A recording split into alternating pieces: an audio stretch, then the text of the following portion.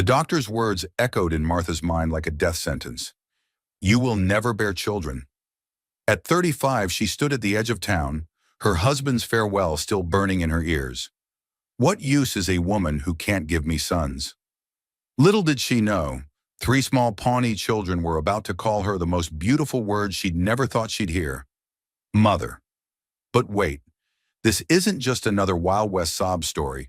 What you're about to witness is the transformation of a woman society deemed worthless into the most valuable treasure a family could have. Because sometimes, just sometimes, the greatest mothers are those who never give birth. Picture this: Nebraska Territory, 1871. The morning frost still clings to the prairie grass like shattered dreams. A woman stands at a riverbank, the dark water calling to her with promises of ending her pain. Her name is Martha Coleman, or it was until 3 hours ago when her husband of 12 years threw divorce papers in her face and rode off to marry a proven breeder. His actual words, as if women were cattle to be evaluated by their production value. The town has already turned its back on her. The boarding house won't take grass widows, their cruel term for abandoned wives. The church suggested she find more appropriate accommodations elsewhere. Even the general store where she kept books for 3 years suddenly doesn't need her services anymore. Because in 1871, a barren woman isn't just useless, she's a contagion, a walking reminder that sometimes God's plan doesn't align with man's expectations. But here's where our story takes a turn that nobody, least of all Martha, saw coming. Because less than a mile away, a Pawnee warrior named Joseph Crow Feather sits with his head in his hands, surrounded by 3 orphan children who haven't stopped crying for 3 days. Their mother, his sister, lost to fever. Their father, a good man who bridged 2 worlds, taken by a hunting accident. And Joseph? He's a warrior who knows how to track deer, fight battles, and navigate by stars. But he doesn't know how to braid a little girl's hair, stop nightmares, or explain why mama isn't coming back. These 3 children, mixed blood, caught between 2 cultures that both reject them, are about to meet a woman that both cultures have rejected too. And in that meeting, in that moment of mutual brokenness, something magical is going to happen. You see, family isn't always made the way we expect. Sometimes it's forged from loss, shaped by choice, and sealed by a love that transcends blood. Sometimes the very thing that disqualifies you from one life perfectly qualifies you for another. And sometimes being told you're broken is just God's way of preparing you to help heal others. So settle in, dear listeners, for the next 30 minutes. Put aside what you think you know about motherhood, about worth, about the ways families can be formed. Because Martha Coleman's story isn't just about finding children who needed her. It's about discovering that being unable to create life doesn't mean you can't save it, nurture it, and transform it.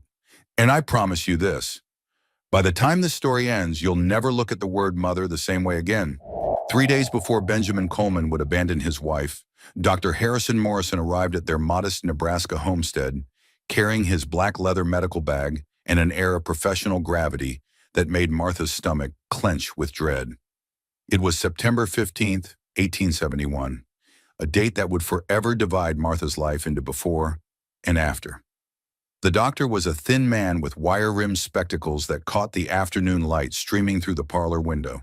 His hands, when he set down his bag, were steady and clean, the nails trimmed precisely. Martha had always thought doctors' hands should inspire confidence, but these hands terrified her. They would confirm what 12 years of marriage had already whispered. Something was wrong with her. Mrs. Coleman, Dr. Morrison began, clearing his throat not once but 3 times, a nervous habit that betrayed the difficulty of his news. I've completed my examination, and I've consulted my medical texts extensively. I'm afraid the scarring I've detected, it's quite severe. Martha sat in her best chair, the one with the embroidered cushion her mother had made, her hands folded so tightly in her lap that her knuckles had gone white. Beside her, Benjamin stood rigid as a fence post, his breathing shallow and quick. She could smell the tobacco on him, mixed with the scent of lye soap she'd made just last week. Such ordinary smells for such an extraordinary moment. The fever you suffered at 13, the doctor continued, polishing his spectacles to avoid meeting her eyes. It appears to have caused significant damage to your Internal organs. The scarring has rendered your womb. He paused, searching for delicate words in a situation that had none. Inhospitable to conception. I'm terribly sorry, Mrs. Coleman, but you will never bear children. The words fell into the silence of their small parlor, like stones into still water, sending ripples through everything Martha had believed about her future. The clock on the mantel, Benjamin's mother's clock, brought from Pennsylvania, ticked loud in the quiet, marking the seconds of Martha's transformation from wife to burden. Benjamin's chair scraped against the floor as he stood abruptly, the sound like fingernails on slate. His face had gone pale, then red, then something beyond color. A blank mask of disgust that Martha had never seen in 12 years of marriage, not even during their worst arguments about money or land, or his mother's constant criticisms. Never. Benjamin's voice was hollow. You're certain? I'm afraid so, Dr. Morrison said, finally meeting Martha's eyes with a look of pity that made her want to scream. The damage is extensive and permanent. No amount of prayer or patent medicines will change this condition. It's simply medical fact.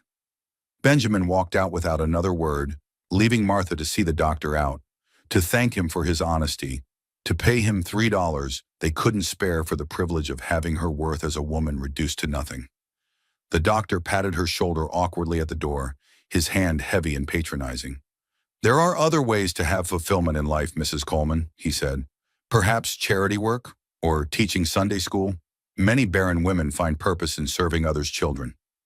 But Martha knew, even as she nodded and smiled, that brittle smile women perfect when their world is ending, that in their small town, there was no role for a barren wife.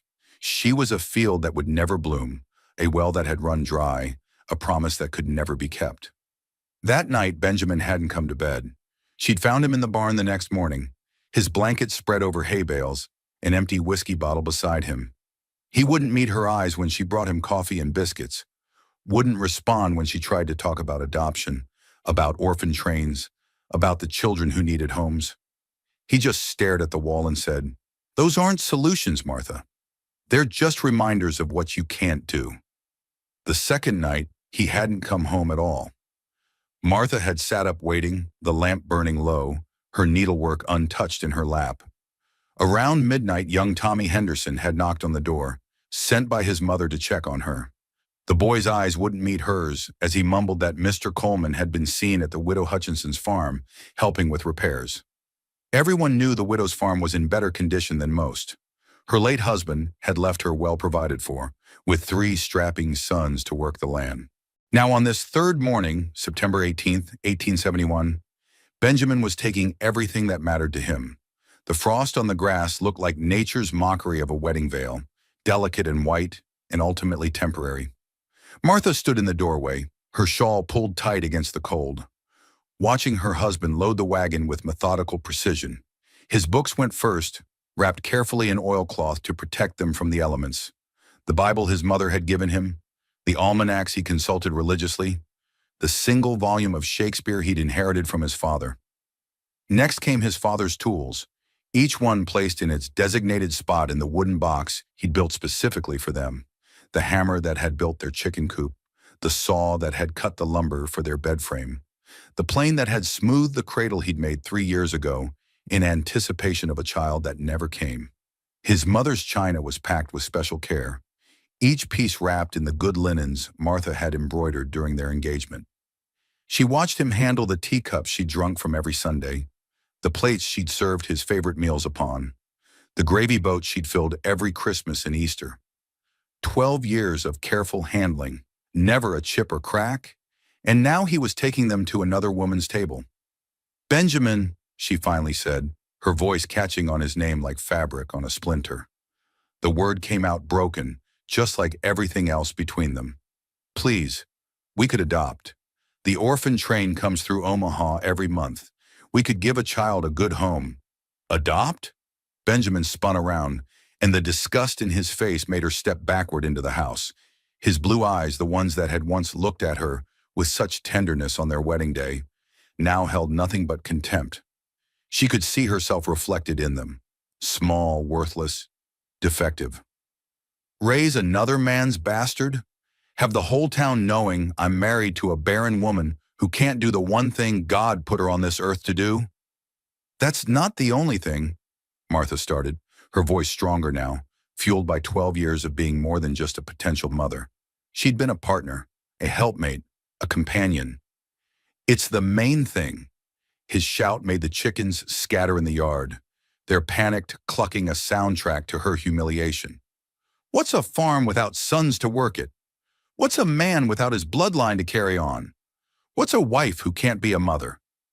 Each question was a blow, and Martha felt herself shrinking with each one. She wanted to remind him of all the other things she was. She kept his books so well that they'd never missed a payment to the bank, her careful management stretching every dollar. She mended his clothes with stitches so fine other women asked for her secret. She cooked his meals exactly how his mother had taught her, even though the old woman had never thought Martha good enough for her precious son. She'd nursed him through pneumonia 2 winters past, sitting up 3 nights straight, spooning broth between his cracked lips, bathing his fever-hot skin with cool claws, praying to God to spare him even as he raved deliriously about the son he wanted. Always the son, never just her companionship, never just their love. She'd sold her mother's wedding ring, her only inheritance, to buy seed when the drought killed their first crop. She'd worked beside him in the fields until her hands were raw and bleeding, never complaining, never stopping. She'd lost 2 toes to frostbite, helping him save the cattle during the blizzard of '69. She'd been everything a wife should be except the one thing that apparently mattered most. But looking at his face now, she knew none of that counted. The ledger of their marriage had been balanced, and she'd come up short. She wasn't a woman to him anymore. She was a broken vessel, a failed investment, a mistake he was finally correcting. Benjamin pulled an envelope from his coat pocket. She noticed it was his good coat, the one she'd just pressed yesterday, still foolishly believing he might come home, and thrust it at her. His hand didn't shake. He'd practiced this, she realized, rehearsed this moment like an actor preparing for a stage performance. "Divorce papers, all right," he said, the words clipped and efficient. "Already filed with the county clerk. Judge Harrison says abandonment due to medical insufficiency is grounds enough. He's expedited the process. Should be final within the month." Martha's hands shook as she took the envelope. The paper was expensive, official, with the county seal pressed in red wax. Such formality for the destruction of a life. Medical insufficiency? Is that what I am now? A medical condition? A disease to be cut away? "You're nothing now," Benjamin said flatly, each word carefully pronounced as if he'd practiced them too. "You've been nothing for years. I just kept hoping, praying, that God would perform a miracle. But God doesn't waste miracles on women like you." The cruelty of invoking God in his abandonment made Martha's stomach turn. "And what kind of woman am I, Benjamin? The kind that takes but doesn't give. The kind that promises a future but delivers emptiness." He climbed onto the wagon seat, gathering the reins with hands that had once held hers tenderly, hands that had trembled when he'd placed the ring on her finger, hands that had wiped her tears when her mother died. "The widow Hutchinson has 3 sons already, and her late husband's land adjoining mine. She's agreed to marry me once this is finalized. A proven breeder, you might say." The phrase hit Martha like a physical slap. Breeder. Like she was livestock that hadn't produced properly. You planned this. How long, Benjamin? How long have you been courting her while sleeping in our bed?"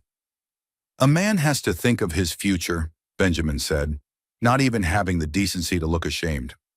"You can keep the house until the bank takes it, and they will, within the month. I've withdrawn my accounts. What's mine is mine. Consider it generous that I'm not asking for repayment of the years I fed and clothed a useless woman." As the wagon rolled away, kicking up dust that made Martha's eyes water, or perhaps those were tears she couldn't tell anymore, she heard him start to whistle, whistling, the same tune he'd whistled on their wedding day, as if leaving her was a relief worthy of the same song that had once celebrated their union. Martha stood frozen in the doorway long after the wagon disappeared over the rise. The sun climbed higher, warming the frost from the grass, but she felt nothing. Neighbors would have seen the wagon leave, The Hendersons' farm was close enough that they'd have heard the shouting. By noon, the entire town would know. By evening, she'd be the subject of every dinner table conversation, every church gossip session, every pitying look and cruel whisper. She went inside and sat at the kitchen table where she'd served 12 years of meals. The silence was deafening. No clock ticked. Benjamin had taken it, his mother's precious clock. No fire crackled. She hadn't the strength to light one. Just silence and the weight of her supposed worthlessness pressing down like a physical thing. By afternoon, the full reality of her situation became clear as the town's judgment arrived in waves. First came Mrs. Appleby from the boarding house, her pinched face barely containing her satisfaction at delivering bad news. She didn't even dismount from her buggy, just called out from the road. Mrs. Coleman, or should I say Miss Watson again, I heard about your situation. I wanted to be clear that my establishment doesn't take grass widows, sets a bad example for the young Christian ladies under my care. You understand? Next came Reverend Dawson, his tall frame filling her doorway like a shadow of judgment. He at least had the decency to remove his hat, though his eyes remained cold and distant. The congregation feels it would be best if you sought opportunities elsewhere. A woman in your position, well, it raises uncomfortable questions. Perhaps Omaha, or even further east, where your history isn't known.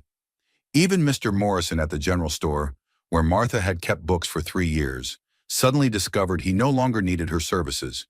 He sent his son with the message, too cowardly to face her himself. Pa says the customers might feel uncomfortable, ma'am.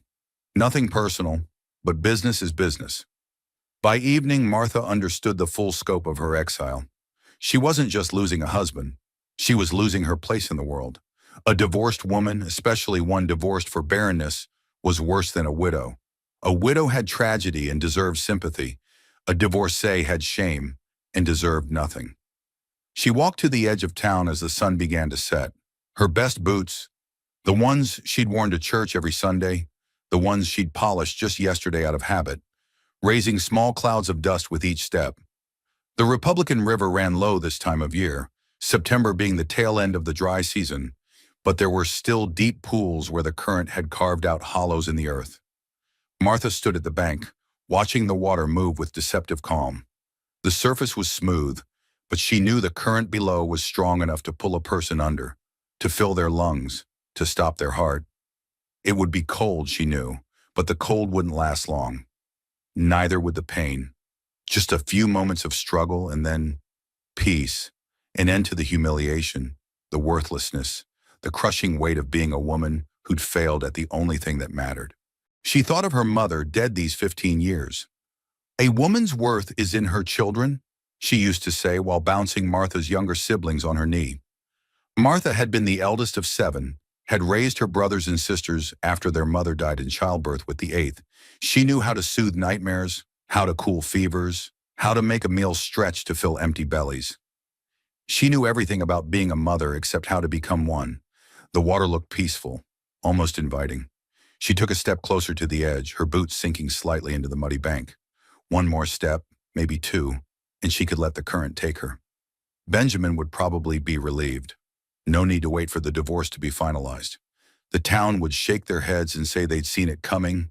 Poor Barren Martha couldn't handle the shame. By next month, she'd be forgotten. Just another cautionary tale mothers told their daughters about the importance of fertility. Martha closed her eyes, ready to take that final step, when she heard it, a sound that cut through her despair like sunlight through storm clouds. A child crying, but not just any cry. This was the deep, keening wail of genuine distress, the kind that spoke of loss too great for a small heart to bear. And despite everything, despite her own pain and worthlessness, Martha's instincts responded. She turned away from the river toward the sound, not knowing that she was walking toward her destiny. The crying pulled Martha through the cottonwood trees like an invisible rope, each sob tightening around her heart and drawing her forward. The trees here grew thick along the riverbank, their leaves rustling with the evening breeze, creating shadows that danced in the dying light.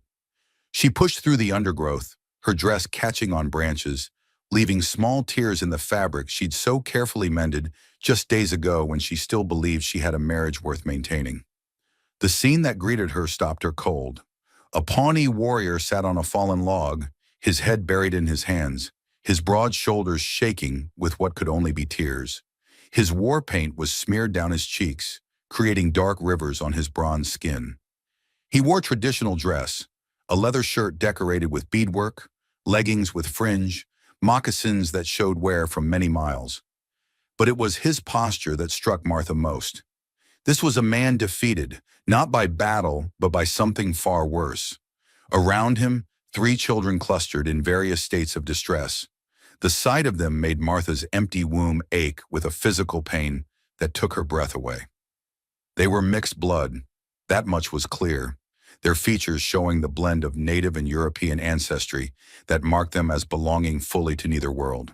The oldest, a boy who couldn't have been more than 8, was trying desperately to be strong. He had his father's lighter skin, but his mother's high cheekbones and dark eyes. His small hands were on the shoulders of a middle child, a girl of perhaps 6 with honey-brown skin and black hair that hadn't seen a comb in days. The tangles were so severe Martha could see them from where she stood. The girl sobbed with the abandon only children can achieve, her whole body convulsing with grief, snot running down her face unchecked. Her dress, once blue, Martha thought, now gray with dirt and wear. But it was the smallest child that broke Martha's heart completely. A toddler, barely 3, with the most remarkable green eyes Martha had ever seen. Eyes that spoke of a white parent or grandparent somewhere in her lineage. She sat in the dirt, her tiny dress torn at the shoulder, her chubby legs splayed out, crying with the hopeless abandon of a child who'd given up on comfort ever coming. Her voice was hoarse, almost gone, but still she cried, silent tears streaming down her dirty face, her small body hiccuping with exhaustion. The warrior looked up at Martha's approach, and she saw his face clearly for the first time. He was younger than she'd initially thought, perhaps 30, no more. His face would have been handsome if not for the exhaustion carved into every line. His eyes were intelligent, desperate, and swimming with unshed tears. This was not the fierce savage the newspapers wrote about. This was a man drowning in grief and responsibility he didn't know how to handle. "Please," he said in broken but understandable English, his voice rough with exhaustion and emotion. "You help? Children, they cry 3 days. No stop, no eat, no sleep." His English faltered, and he made gestures with his hands, trying to communicate the depth of his desperation. "Their mother?" He made a cutting gesture across his throat, universal sign language for death. "Fever take her 1 moon past. Their father before, hunting accident. My sister, my friend, both gone." Martha stood frozen for a moment, her own grief suddenly seeming small in comparison to these children's loss. The warrior continued, his words tumbling out like water through a broken dam. "I try everything. Sing songs she sang. They cry harder. Make food she made. They don't eat. Hold them like she did. They push away. 3 days, no stop. Little one," he gestured to the toddler, "she cry until voice gone, then cry silent tears. I am warrior. I know fighting. I know hunting. I know stars and tracking and weather. But this," he gestured helplessly at the children. "I don't know children crying, don't know hair braiding, don't know nightmare stopping." Without conscious thought, without hesitation, Martha moved. She walked past the warrior, past the older children, and knelt beside the smallest child. The little girl's green eyes widened slightly at this stranger's approach, her cries stuttering for just a moment. "Hello, little one," Martha said softly, her voice carrying the maternal warmth she'd never been able to give her own children. "Oh, sweet girl, come here." She gathered the child into her arms, and something inside Martha's chest cracked open like an egg, spilling warmth where there had been only cold emptiness moments before. The child's weight was solid, real, necessary in a way Martha couldn't explain. The little girl's cries stuttered, stopped, then started again, but softer, more confused than distressed. Martha began to rock, the motion as natural as breathing. She hummed softly, An old lullaby her mother had sung, one she'd sung to her younger siblings all those years ago. The child's rigid body began to soften, her tiny fingers clutching at Martha's dress. The fabric was still damp with Martha's own tears from earlier, but the child didn't care. She pressed her face against Martha's shoulder, her sobs fading to hiccups, then to exhausted whimpers, then to blessed silence. "How?" the warrior asked, his eyes wide with amazement. "3 days I try. My aunt try. Other women in village try. Nothing work. You touch her, she stop. Is this white woman magic?" "No magic," Martha said softly, still rocking the child who had now put her thumb in her mouth. A self-soothing gesture that spoke of younger days, happier times. Sometimes children just need to feel safe. They need to know someone won't leave. They can sense when adults are scared too, and it makes them more frightened. "You're grieving too, aren't you?" "They feel that." The warrior's face crumpled slightly before he regained control. "She was my sister, singing bird, good woman, good mother. Their father, Thomas McBride, was white man but good man. He learned our ways, our words, loved my sister true, not like some white men who take native wives for convenience. They were happy. Then hunting accident. Horse spooked, he fell, neck broken. My sister's heart broke with him. When fever came, she had no strength to fight." The middle child had crept closer during this exchange, drawn by the sudden calm like a moth to flame. Martha could see her more clearly now. A beautiful child under all that dirt and grief. Her features were delicate, a perfect blend of her mixed heritage. She reached out one small, dirty finger and touched Martha's skirt. "Soft," the girl whispered, her voice hoarse from crying. It was the first word besides screaming Martha had heard from her. "Would you like to come closer?" Martha asked gently, shifting the toddler to one arm and opening the other invitingly. The girl hesitated, looking at the warrior for permission. "Is okay, Mary," he said softly. "Lady is kind." Mary, such an English name for a child caught between worlds, crept closer until she was leaning against Martha's side. Martha could feel the child trembling, whether from exhaustion or emotion she couldn't tell. Probably both. "What are all their names?" Martha asked, including the boy in her gentle gaze, though he maintained his distance, his pride and suspicion keeping him apart. The warrior pointed to each child in turn. "Boy is Samuel, 8 winters old. Very smart, very angry. Angry at God, at world, at me. Says I should have saved his parents. Maybe he right." The boy straightened at his name, trying to look brave, but Martha could see the tear tracks on his dusty face, the way his small shoulders shook with the effort of being strong. "Girl is Mary. We call her morning song in our tongue. 6 winters. She sing all time before. Morning songs, evening songs, sleeping songs, playing songs. Songs she make up about clouds and butterflies and way sunlight looks on water. Now," he shrugged helplessly, "only crying." "And this little one?" Martha asked, looking down at the toddler who had fallen into an exhausted sleep against her chest. "Elizabeth, 3 winters. We call her Green Eyes Smiling because—" He gestured at her remarkable eyes, now closed in sleep. "She got them from her father's mother, we think. French woman, very beautiful, they say. But she doesn't smile now. Not since her mother go to spirit world. She asks for Mama 100 times each day. I tell her Mama gone." She screamed louder. "I don't tell her. She keep asking until she cries herself sick." Martha felt the weight of the child in her arms, solid and real and alive in a way her phantom babies had never been. This wasn't a dream of motherhood. This was the reality of it. A sweaty, dirty, grieving child who needed comfort more than anything in the world. "My name is Martha," she said, realizing she hadn't introduced herself. "Martha Coleman." The name felt strange without the Mrs. in front of it, but she supposed she'd have to get used to that. "I am Joseph Crow Feather," the warrior said. He studied her for a long moment, taking in everything. Her good dress now torn and dusty, her wedding ring still on her finger, despite everything, the redness around her eyes that spoke of recent tears, the way she held the child like she'd been born to it. "You have children?" The question was a knife to her heart, but Martha shook her head. Number I cannot have children. My womb is... She struggled for words that wouldn't sound like self-pity. Broken. The doctor says barren. Joseph's eyes widened with surprise, then narrowed with something like understanding. His gaze traveled to her torn dress, her dust-covered boots, the way she'd been heading toward the river when the children's cries stopped her. "Your husband?" he asked carefully, the question gentle but direct. "Gone," Martha said simply, the word containing multitudes of pain. "Left this morning, because I cannot give him children. I am..." She struggled with the word, "divorced, or will be soon." Joseph made a sound of disgust and spit to the side, a gesture so sudden it startled Mary. "White men," he muttered, then caught himself. "Sorry, I should not speak so, but among my people, woman who cannot have children is not thrown away like broken pot.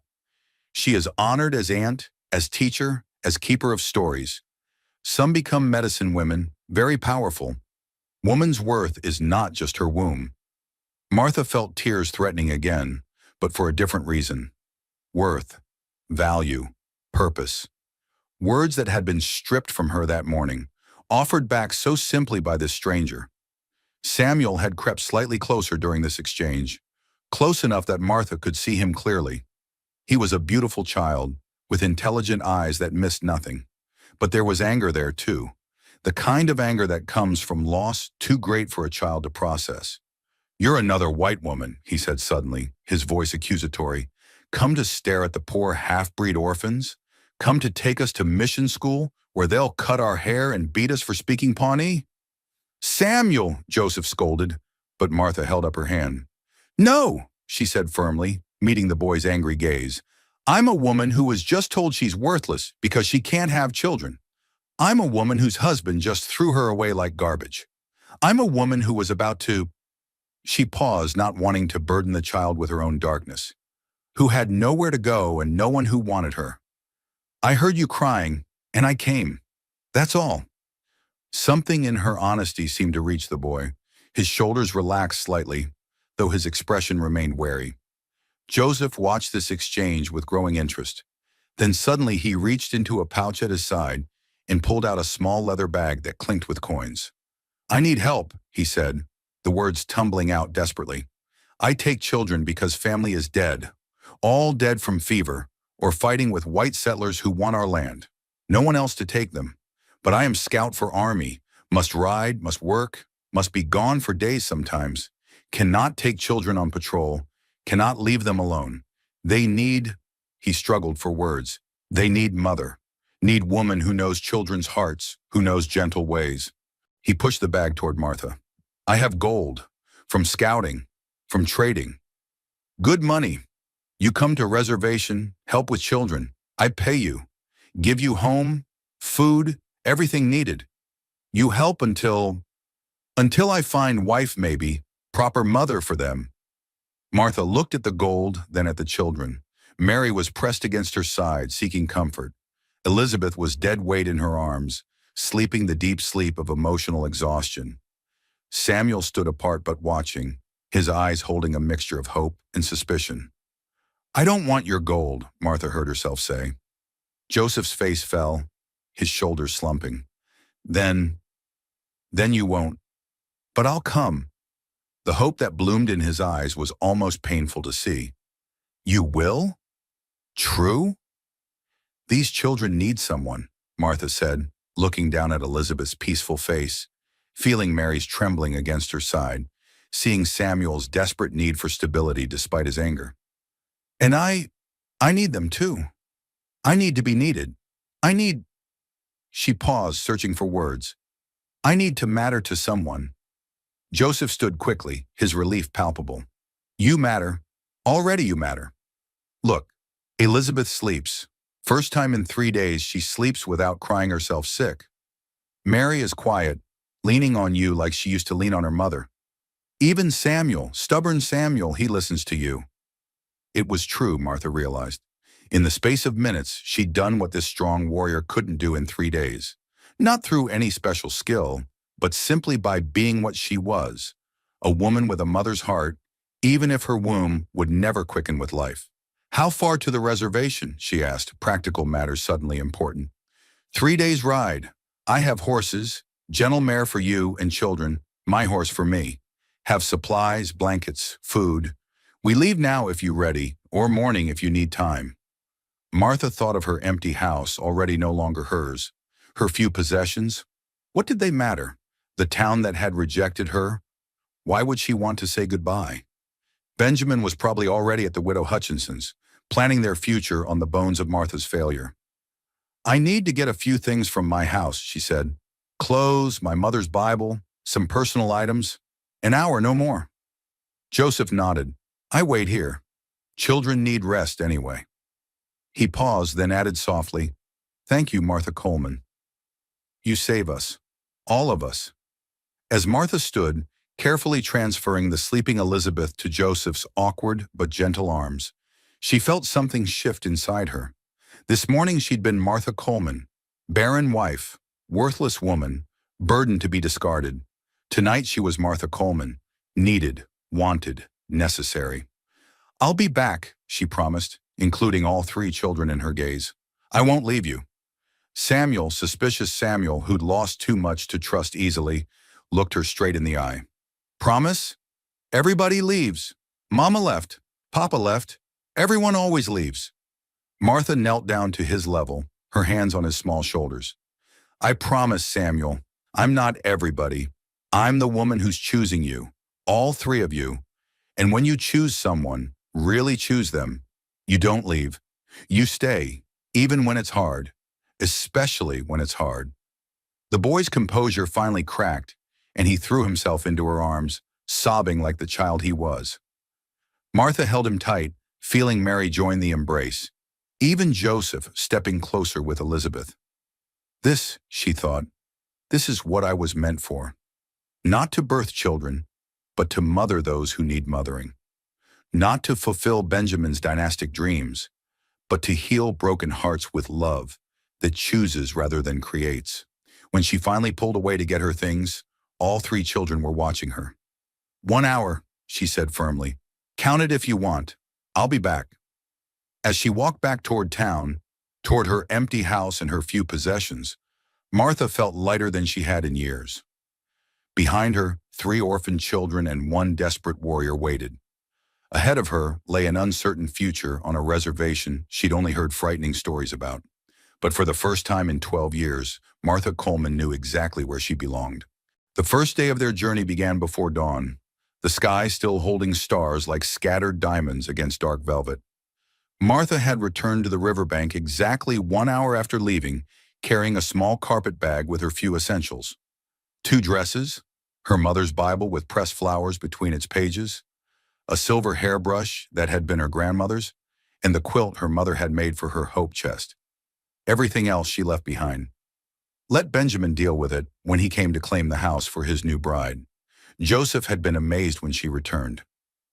You came back, he said simply, but the relief in his voice spoke volumes. I promised, Martha replied, already reaching for Elizabeth, who stretched her chubby arms toward her with a sleepy whimper. When I make a promise, especially to children, I keep it.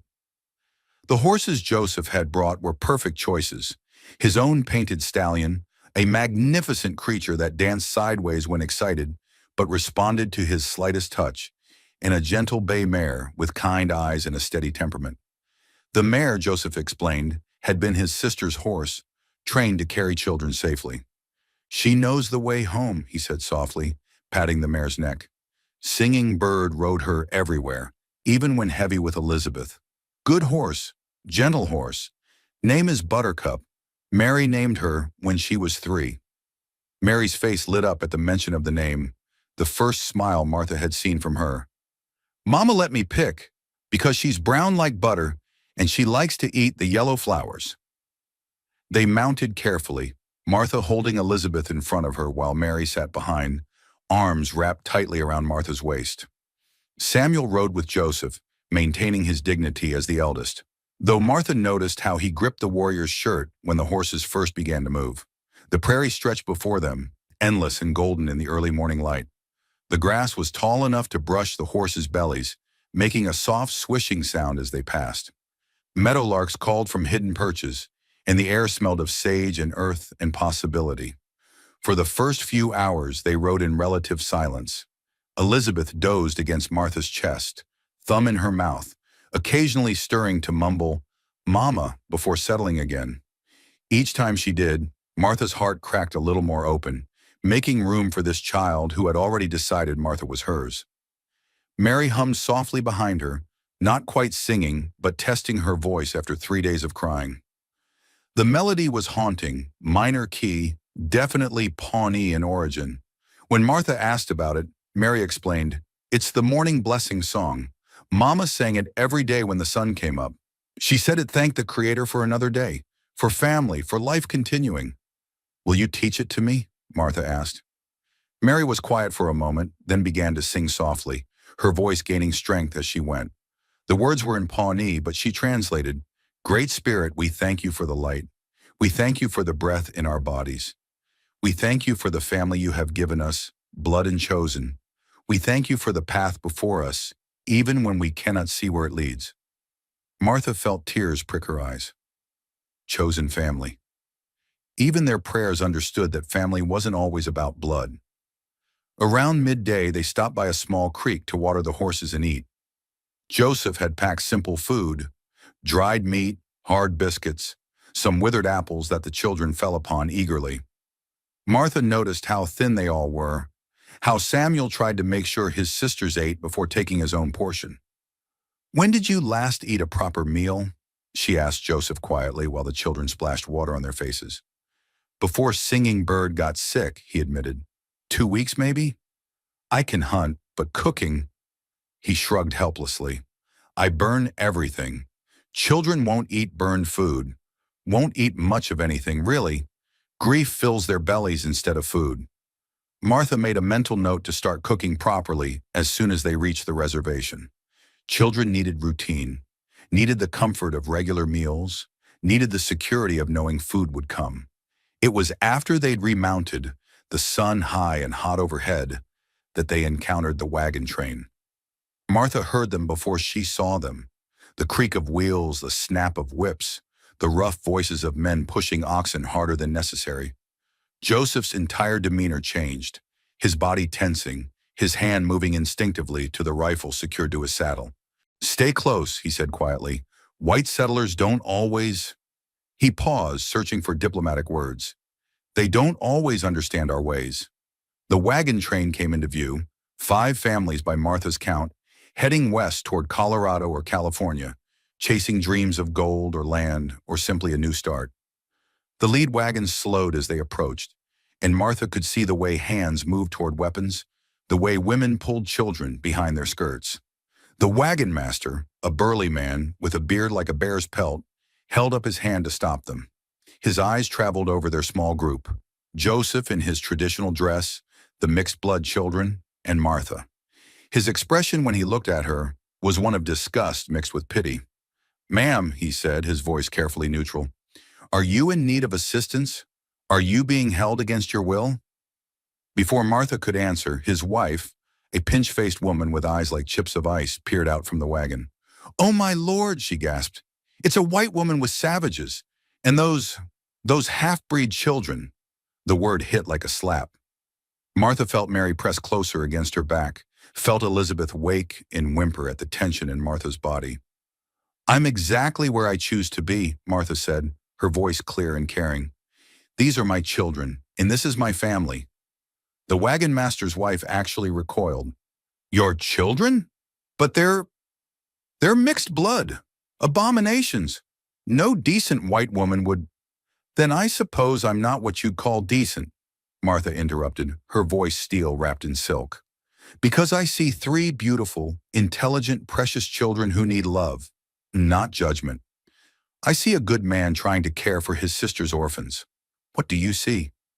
Because if all you see is blood and race, then I pity you.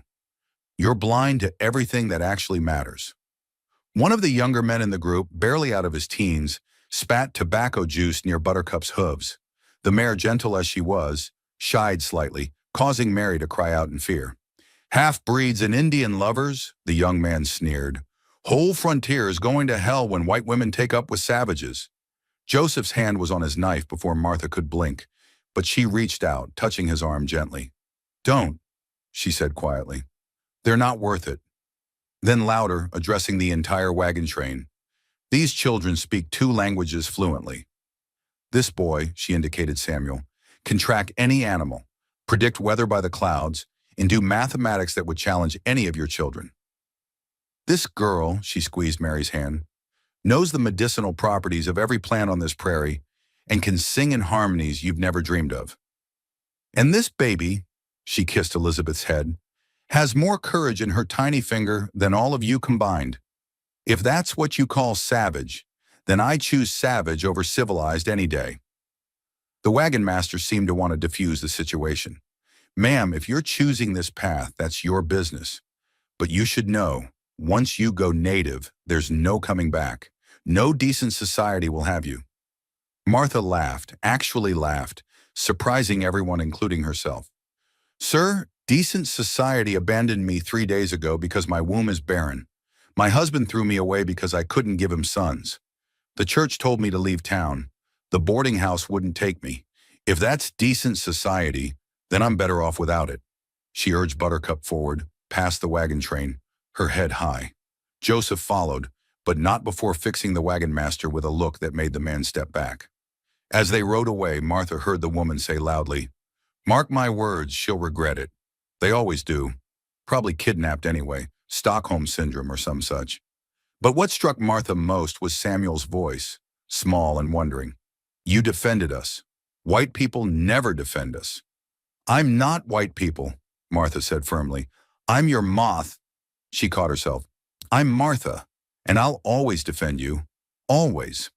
That night, they camped in a grove of cottonwoods near a small spring. Joseph built a fire with practiced efficiency while Martha settled the children. She'd noticed Mary scratching her head repeatedly and, upon investigation, discovered the child's hair was so tangled it had begun to mat. "Hurts," Mary admitted when Martha gently probed a particularly bad knot.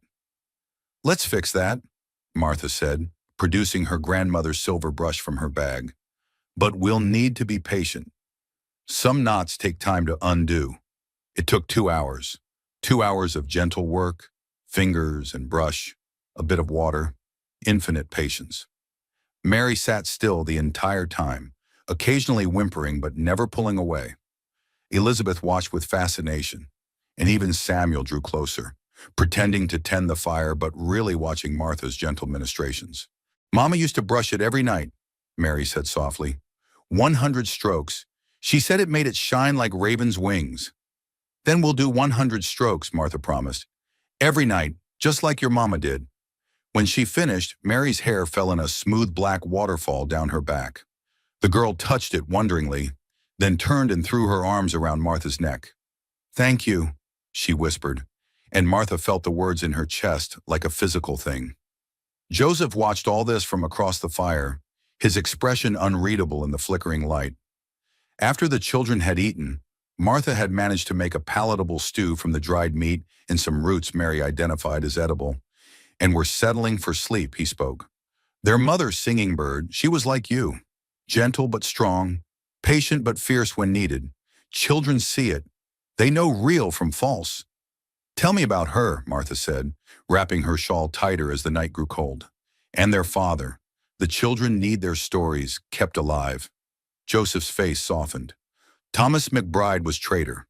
Came through our village 5 winters past. Tall man, red hair like fire, green eyes like Elizabeth has now.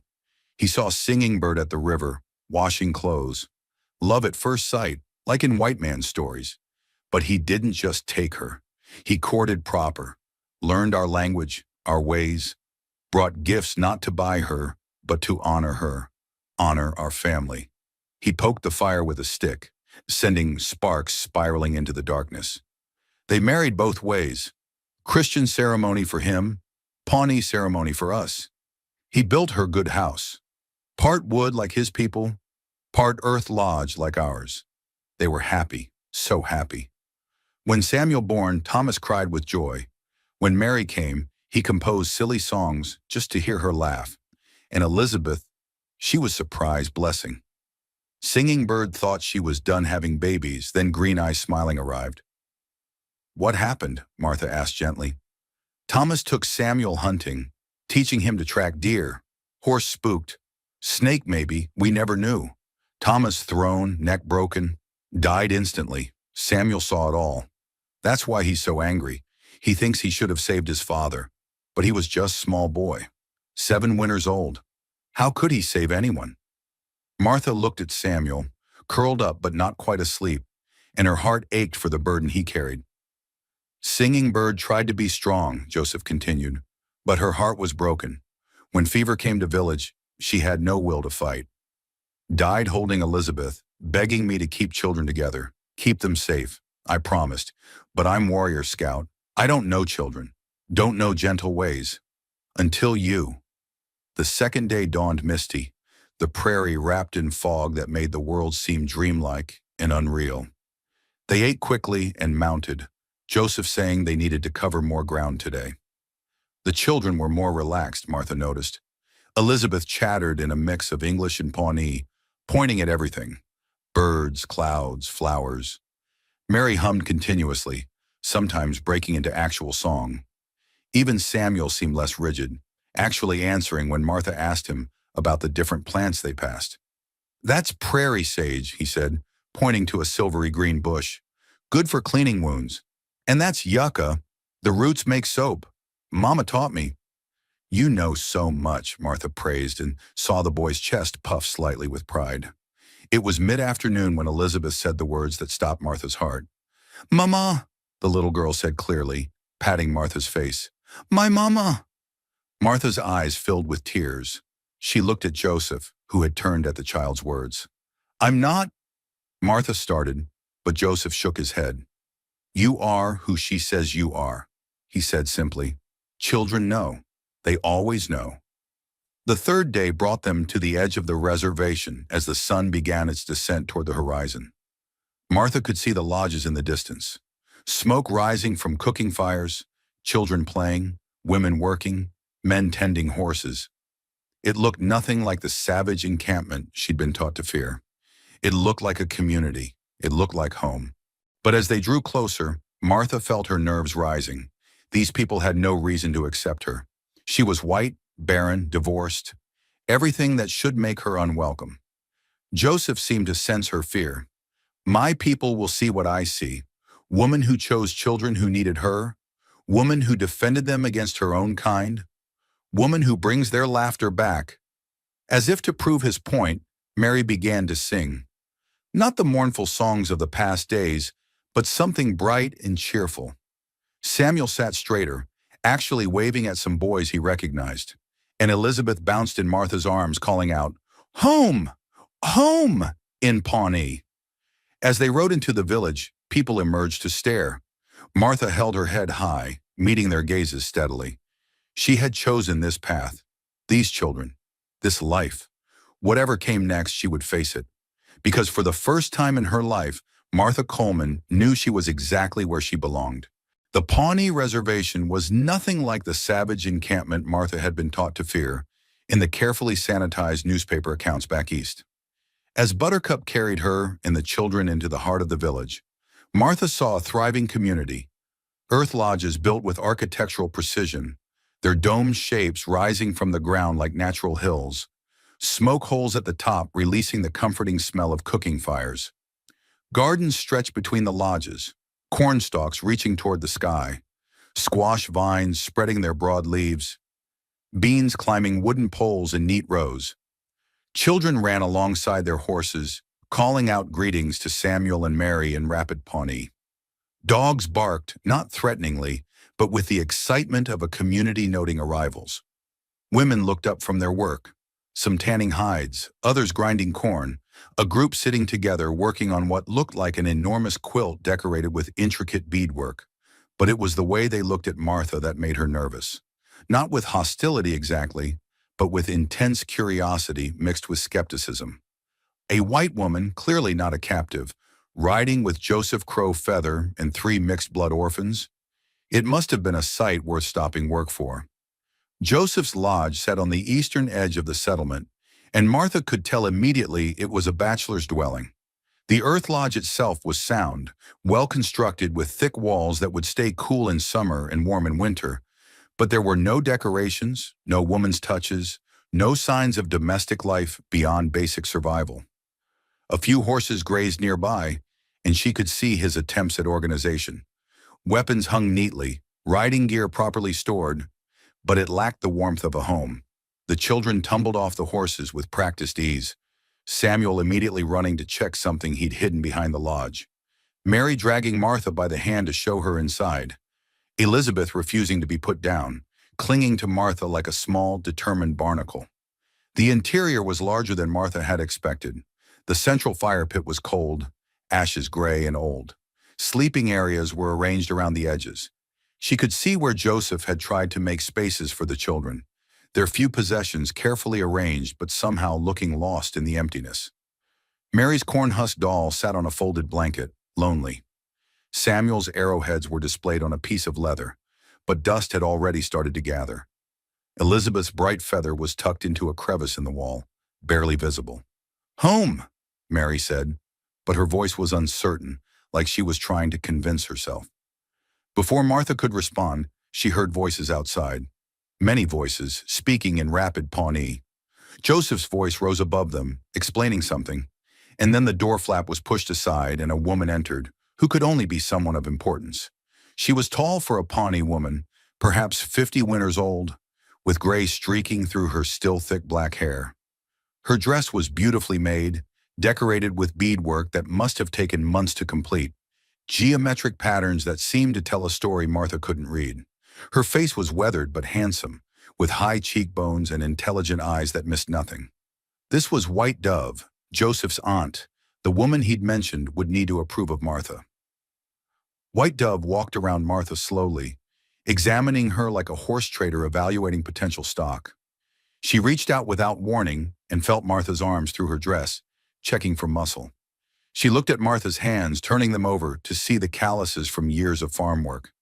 She even leaned in and smelled Martha's hair, which made Martha freeze in surprise and a little indignation.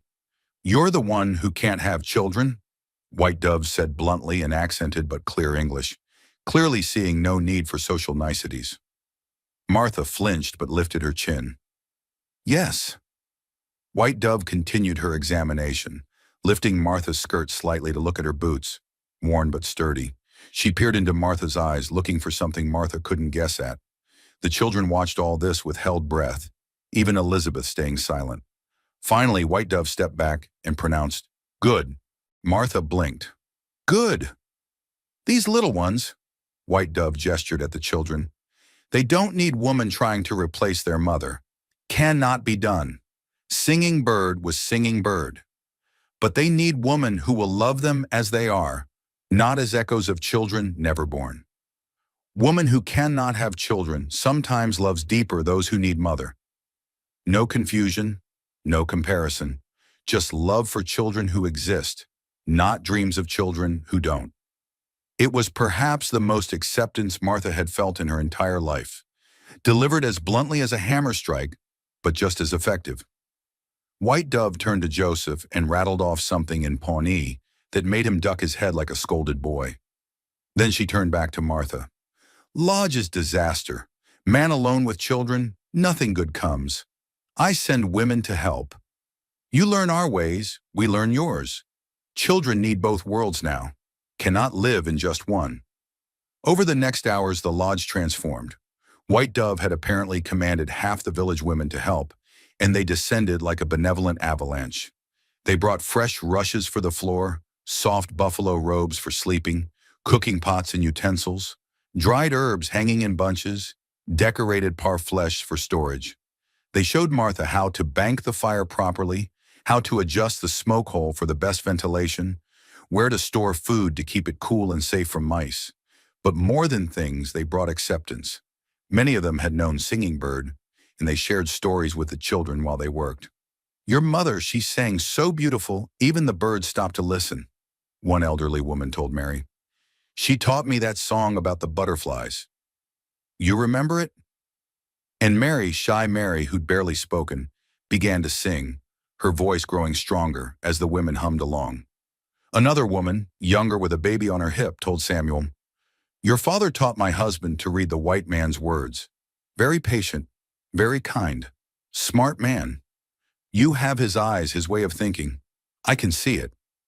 Martha watched all this while learning, her hands busy copying the women's movements as they showed her how to grind corn properly, how to season the pot just right, how to make the fry bread that Elizabeth apparently loved. The women spoke a mixture of Pawnee and English, switching back and forth fluidly, and Martha found herself picking up words: Ati for mother, Pita for thank you, Riki for good. As the sun began to set, painting the sky in shades of orange and pink that reminded Martha of prairie roses, the women gradually departed, each touching Martha's shoulder or hand as they left, a acceptance she hadn't expected. White Dove was the last to leave. "Tomorrow you come to my lodge," she commanded. "Learn proper cooking. These children too thin. Joseph probably been feeding them like horses, grass and water." She fixed Joseph with a stern look. Warriors. Think they know everything. Know nothing about children's hearts. After she left, Joseph looked sheepishly at Martha. "She is strong woman. Raised me after my parents died. She speaks truth, even when truth is uncomfortable." "I like her," Martha said, surprising herself by meaning it. That first evening in their newly organized lodge felt like the first real home Martha had experienced in years. She made a proper meal with the supplies the women had brought, a stew rich with buffalo meat, wild onions, prairie turnips, seasoned with sage and salt. The children ate like they'd been starving, which Martha supposed they had been, emotionally if not physically. "Mama's stew tasted different," Mary said carefully, as if afraid of hurting Martha's feelings. "But this is good too. Different good. Your mama's stew will always be special," Martha said gently. "I'm not trying to cook like her. I'm cooking like me, but for you. That's what families do. They bring their own flavors and make something new." Samuel looked up from his third bowl. "My father used to say that. He said our family was like stew, Irish from him, Pawnee from Mama, and we were the good parts of both mixed together." After dinner, Martha kept her promise to Mary about the 100 brush strokes. Elizabeth sat in Martha's lap playing with the silver brush handle, while Samuel pretended to be fixing his arrowheads but really listened as Martha told them stories from her childhood. Safer stories, happy ones, about raising her younger siblings, about the pranks they played, the adventures they had. "You were a mother already," Samuel observed, "just to your brothers and sisters." "I suppose I was," Martha agreed, "but it's different when they're your siblings. You're still a child yourself, playing at being grown. With you three?" She paused, choosing her words carefully. "With you, I'm choosing to be here. That makes it real in a different way." Later, after the children were asleep, Elizabeth curled against Martha's side, Mary's hand holding Martha's sleeve even in sleep. Samuel nearby, but maintaining his boyish independence. Joseph sat across the fire from her. They developed this evening ritual, these quiet moments when the children slept and they could talk as adults. "They're changing," Joseph said quietly. 3 days with you, and they're becoming themselves again." "How?" Martha considered the question.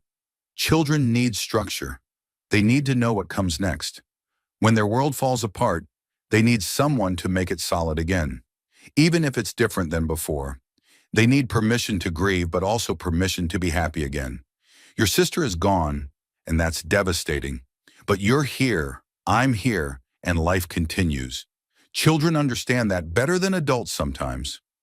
Joseph was quiet for a long moment, staring into the fire. "White Dove says I should take wife. Says children need real mother, not—" He gestured vaguely. "Arrangement."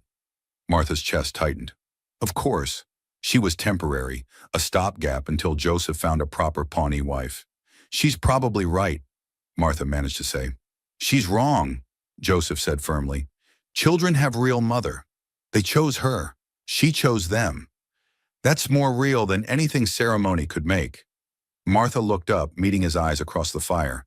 In the flickering light, she could see something in his expression she hadn't expected. Not just gratitude, but something warmer, deeper. "Joseph, I know you're still grieving your marriage," he said quickly. "I know you didn't come here for anything but the children.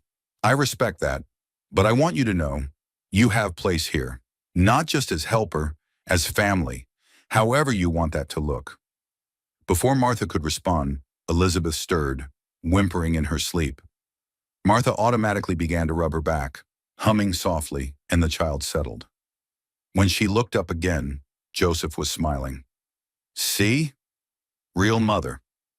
The days fell into a rhythm faster than Martha had expected. She woke before dawn, starting the fire and beginning breakfast. Joseph would often already be gone. His work as an Army scout meant irregular hours and sometimes days away. But Martha found she didn't mind. The children filled every moment. She discovered that Samuel was brilliant, truly remarkably intelligent. He could track animals with uncanny skill, predict weather changes by the behavior of insects, calculate complex math problems in his head.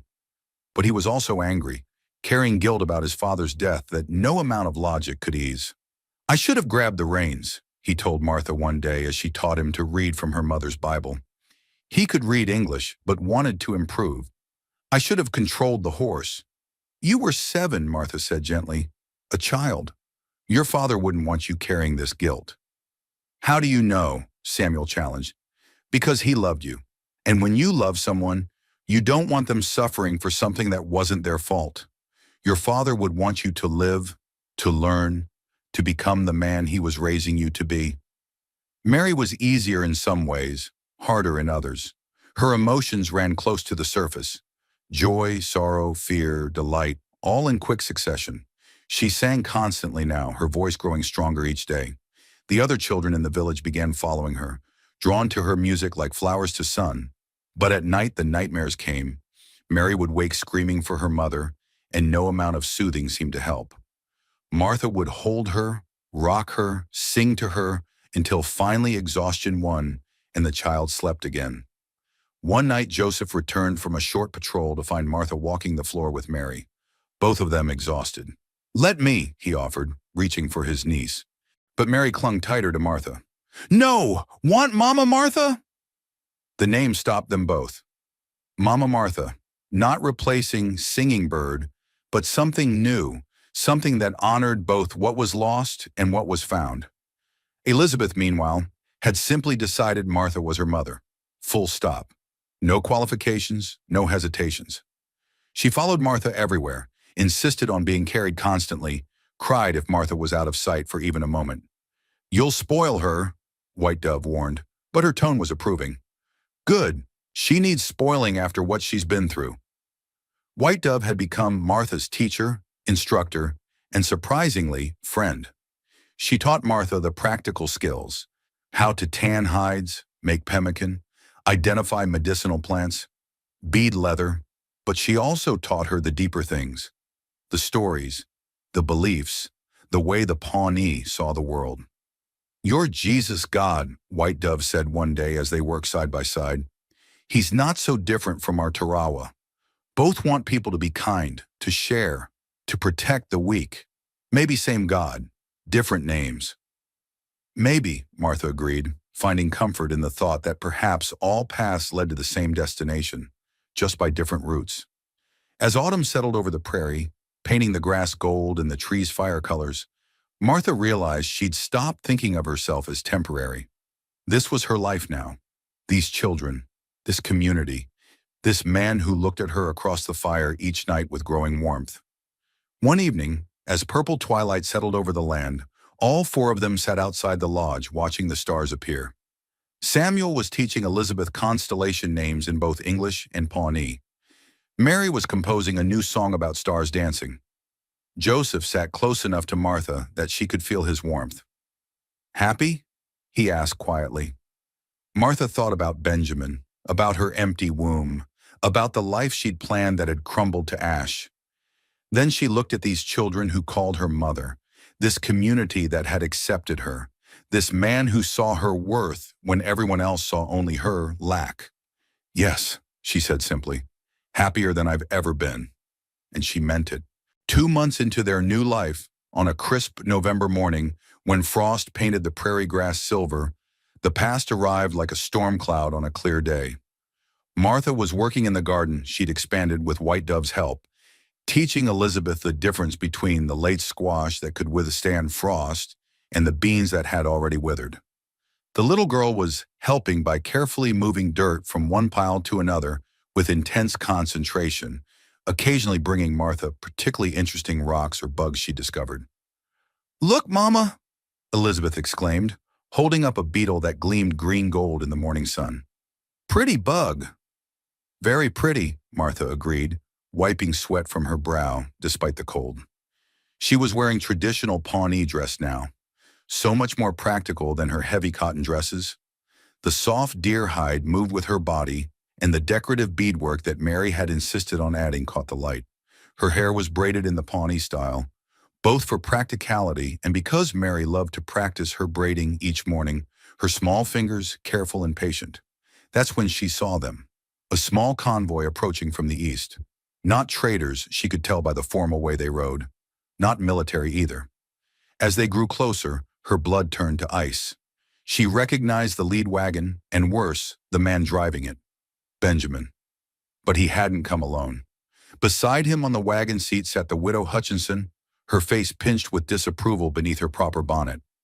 Behind them rode Judge Harrison, the same man who'd expedited their divorce, and two other men Martha recognized as church elders from town. Mr. Davies and Mr. Crawford, both stern men who'd served on the town's moral committee.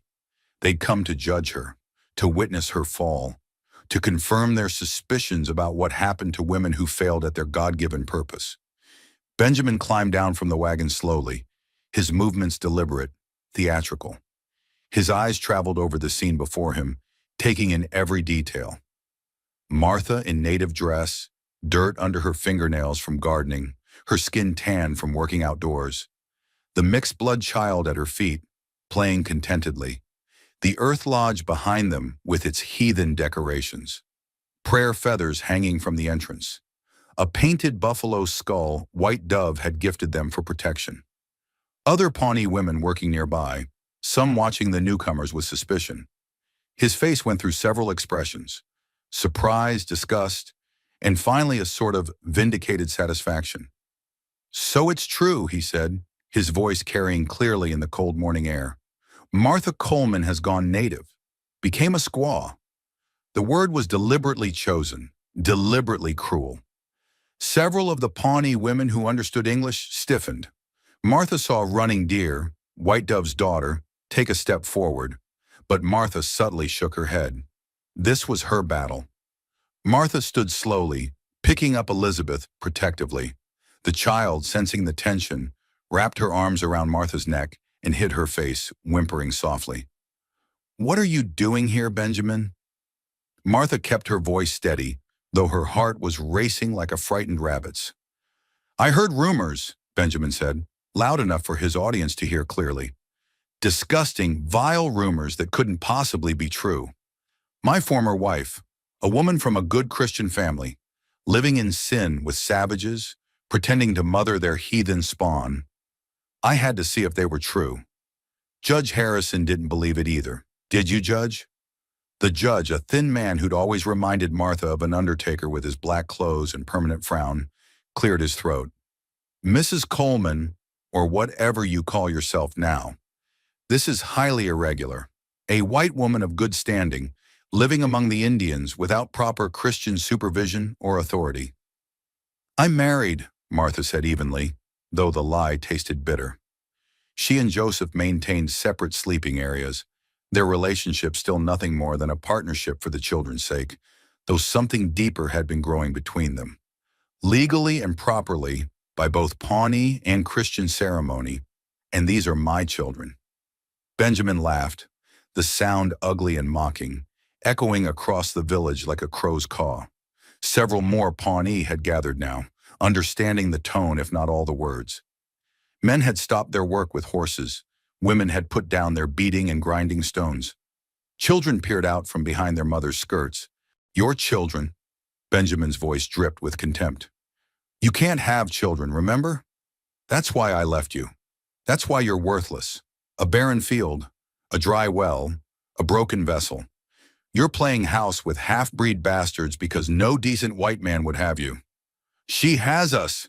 Samuel's voice rang out fierce and clear. He appeared from nowhere, standing beside Martha with his small fist clenched, his face a mask of protective fury. Mary ran from the lodge where she'd been practicing her letters, wrapping her arms around Martha's legs, trembling but determined to stand with her. "Mama, who is this mean man?" Mary asked in Pawnee, though her tone needed no translation. "Nobody important," Martha replied in English, then repeated it in Pawnee, making Benjamin's face redden like a sunset. The widow Hutchinson spoke for the first time, her voice dripping with the kind of disdain that comes from moral superiority. "So you've really done it. Abandoned all Christian decency. Benjamin told me you were barren, but I didn't think you'd fall this low. Living like an animal, raising savage children, forgetting your race and your God." "My God," Martha said quietly but firmly, "taught me that love matters more than blood, that caring for orphans and widows is holy work, that judging others is a sin. Perhaps you read a different Bible than I do."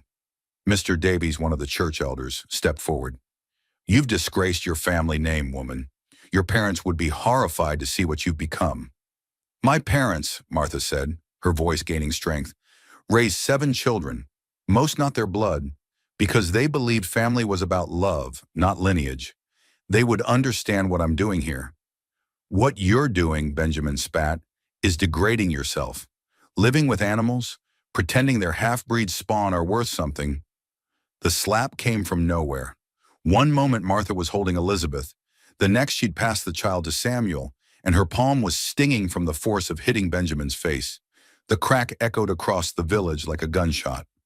"Don't you dare," she said, her voice low and dangerous as a rattlesnake's warning. "Don't you dare call my children names. They are worth 10 of you. Samuel speaks 3 languages and can calculate numbers in his head faster than you can on paper. Mary knows every medicinal plant on this prairie and sings like an angel. Elizabeth has more courage in her tiny finger than you have in your entire body. They are brilliant, beautiful, beloved children, and you are a small, pathetic man who measures worth by wombs and skin color." Benjamin raised his hand as if to strike back, his face purple with rage. But suddenly Joseph was there, along with several other Pawnee warriors. They'd materialized from the landscape like smoke, silent and imposing. Joseph's knife was out, not threatening exactly, but definitely present, catching the morning sun along its blade. "Touch my wife," Joseph said calmly in perfect English, each word precise as a placed stone, "and you'll lose that hand, and possibly other parts you might value." Benjamin looked around at the warriors, then back at Martha. His hand lowered slowly. "This isn't over. I'll make sure everyone knows what you've become. Every town, every trading post, every church from here to Chicago. You'll never be welcome in civilized society again." "Good," Martha said, her chin high, her voice clear. "I found something better than your civilized society. I found a real family, a real community, real love. Your society abandoned me the moment I couldn't produce sons. These people," she gestured to the gathered Pawnee, "took me in when I had nothing to offer but love for 3 orphan children." Judge Harrison cleared his throat, trying to regain control of the situation. "Mrs. Cole, Miss Watson, surely you must see that this is inappropriate. You're a white woman. These children need Christian upbringing, proper education." "They're getting both," Martha interrupted. "I teach them to read from the Bible every morning. They say Christian prayers and Pawnee prayers. They learn English and Pawnee and some French from Joseph. They know their numbers, their letters, their history, both histories. They're getting an education that makes them citizens of 2 worlds, not prisoners of one." The widow Hutchinson made a disgusted sound. "You're destroying their chance at a proper life. Those children should be in an orphan asylum or mission school where they can learn to be civilized." "Where they can learn to be ashamed," Martha corrected. "Where they'll be beaten for speaking their mother's language, punished for remembering their father's stories. Where they'll be taught they're worthless because they're mixed blood. Number never. These children will grow up knowing they're loved, valued, treasured for exactly who they are." Benjamin gathered himself for one more attack. You know what your problem always was, Martha? You thought you were worth something beyond your purpose. A woman's purpose is to give her husband children. You failed. You're nothing. Joseph stepped forward, and when he spoke, his voice carried the authority of a man who'd seen real worth and real worthlessness in his life. This woman saved 3 children from grief that was killing them. She makes them laugh, teaches them, loves them. She turned my empty lodge into a home. She learned our language, our ways, not because she had to, but because she wanted the children to honor their mother's memory. She is worth more than all of you combined. Pretty words from a savage, Benjamin sneered. Joseph smiled, and it wasn't a pleasant expression. This savage speaks 4 languages, can read and write better than most white men, and serves as a scout for the U.S. Army. I've met President Grant. I've dined with generals. And I can tell you with certainty that Martha is the finest human being I've ever known. Now get off our land before I forget I'm civilized. Benjamin climbed back onto his wagon, his face twisted with rage and humiliation. You're dead to decent society, he called to Martha, dead to everyone who matters. Martha looked at her children, Samuel standing protective and fierce, Mary clinging to her skirts with tears on her face, Elizabeth reaching for her from Samuel's arms. She looked at Joseph, ready to defend them all with his life. She looked at the gathered Pawnee, her new family, her chosen people. Then I'll live in indecent happiness, she called back, with people who know that love matters more than blood, that kindness matters more than color, that choosing to be family matters more than being born to it. As the wagon rolled away, raising dust that hung in the air like a bitter memory, Martha felt something settle in her chest. The last tie to her old life had been severed. She was free. That evening, after the children were asleep, exhausted from the emotional upheaval of the day, Martha and Joseph sat by the fire, as had become their custom. But tonight, Joseph sat closer than usual, close enough that their shoulders touched.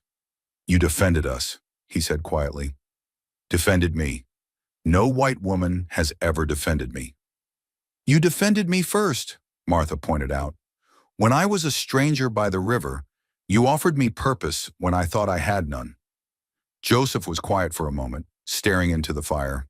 Then he spoke, his voice careful but determined. The other men think I should take a wife. They say the children need a real mother, that it's not proper you living here without. He gestured vaguely. Martha's chest tightened painfully. I understand. I can stay until you find someone. Martha. He turned to face her fully, and in the firelight she could see everything in his eyes. Warmth, hope, fear, longing. I don't want someone else. The children don't want someone else. I choose you. If you'll have me. Martha's breath caught. Joseph, I can't give you children. Your children. New children. The bloodline. These are my bloodline. My sister's children. That's enough. More than enough. He took her hand gently, his callous thumb moving over her knuckles. I don't need you to give me children. We have children. I need you to love the ones we have. And maybe, he paused, gathering courage. Maybe love me too? Martha looked at this man who'd taken her in when she was broken, who'd given her purpose when she thought she had none, who saw her supposed flaw as irrelevant compared to her heart. I already do, she whispered. Joseph's smile was like sunrise over the prairie, slow, warm, brilliant. Then marry me. Not for propriety, not for the children, though they need us both. Marry me because when Elizabeth calls you mama, I want it to be true in every way. Because when Samuel looks for approval after his first hunt, I want him to look to both of us as his parents. Because when Mary sings her morning songs, I want to wake up beside you to hear them. The people here, some of them might not accept it, Martha said weakly. A white woman have accepted you already. White Dove said yesterday, you're a gift from the spirits. Said any fool could see we belong together. Martha laughed wetly, tears streaming down her face. She said that? In Pawnee, so you wouldn't get proud. But yes. He cupped her face gently, wiping away her tears with his thumbs. Marry me, Martha Coleman. Be my wife, mother to our children, keeper of my heart. Yes, she breathed. Yes to all of it. When he kissed her, gentle and sweet and full of promise, Martha felt the last broken piece of her heart heal completely. She'd been abandoned for being barren, but that abandonment had led her to 3 children who needed her. She'd been called worthless, but she'd found a man who saw her infinite worth. She'd been told she was nothing and discovered she was everything. Mother, teacher, healer, beloved.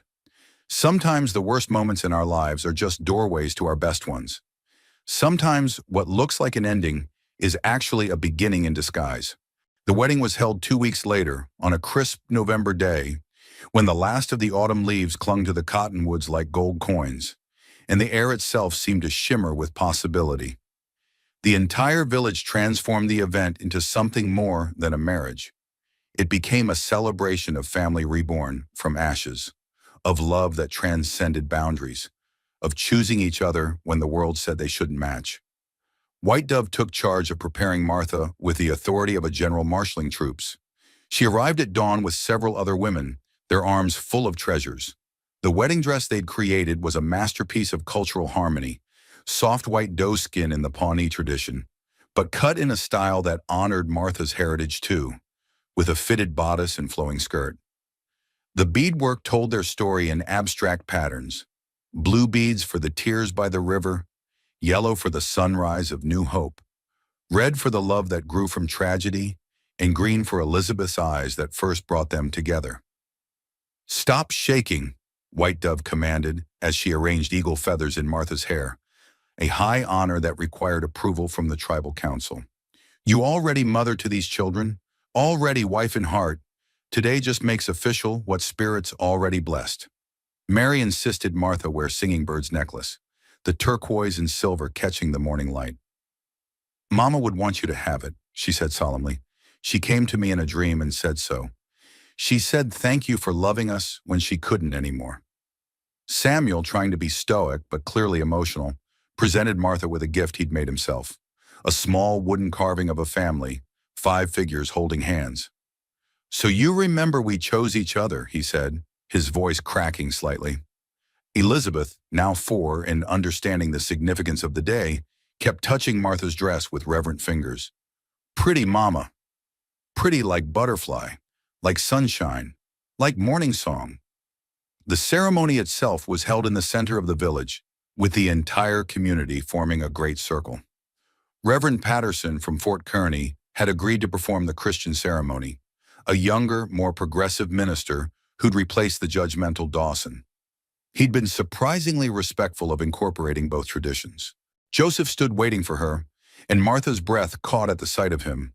He wore his finest regalia, a war shirt decorated with porcupine quills that caught the light, leather leggings with intricate beadwork, and a headdress that marked him as a respected warrior and scout.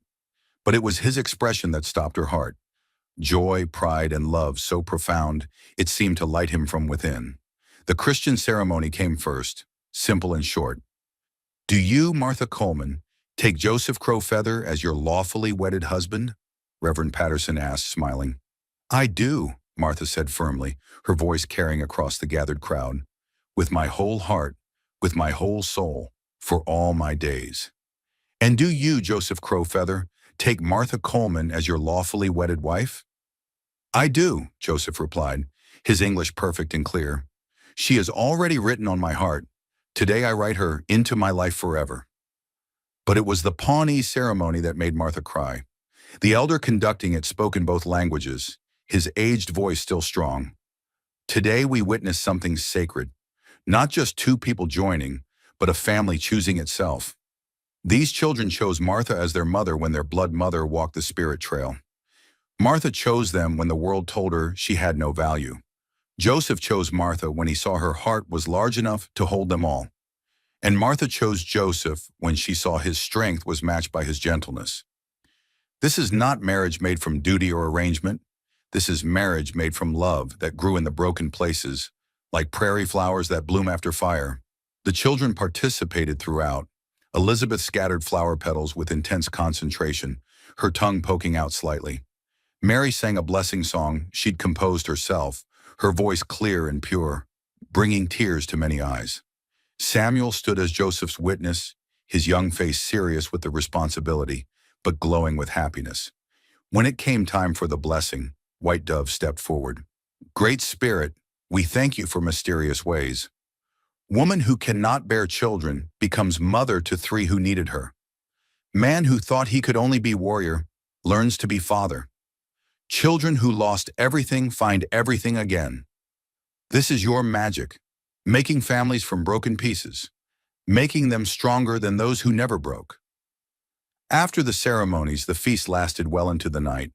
There was dancing, traditional Pawnee dances where Martha stumbled but laughed, frontier reels where Joseph proved surprisingly graceful. The children ran wild with their friends, faces painted, bellies full, hearts light for the first time since their parents died. That night, as Martha and Joseph finally sat alone by their fire while the children slept, he said quietly, "Any regrets?" Martha thought of her old life, the proper house in town that had felt like a prison, the husband who'd seen her only as a failed investment, the community that measured her worth by her womb. Then she looked at this life, 3 children who called her mama, a husband who saw her as precious, a community that valued her for her heart, not her fertility. None, she said firmly, not one single regret. 6 months later, as spring painted the prairie in wildflowers, Martha realized she'd missed her monthly flow. Then another month passed. She didn't dare hope, didn't dare mention it. But White Dove knew, as she always knew, everything. The spirits have sense of humor, the older woman said, placing a knowing hand on Martha's still flat belly. White doctor says you barren? Ha! Your body was just waiting for right man, right time, right love.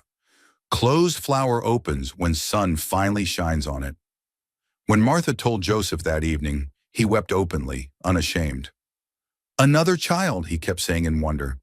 Our child? The baby came with the first snow, a daughter with Martha's auburn hair and Joseph's dark eyes. They named her Sarah Singing Crow, honoring both traditions. The 3 older children were enchanted. Samuel appointed himself chief protector, teaching his baby sister Pawnee words before she could even sit up.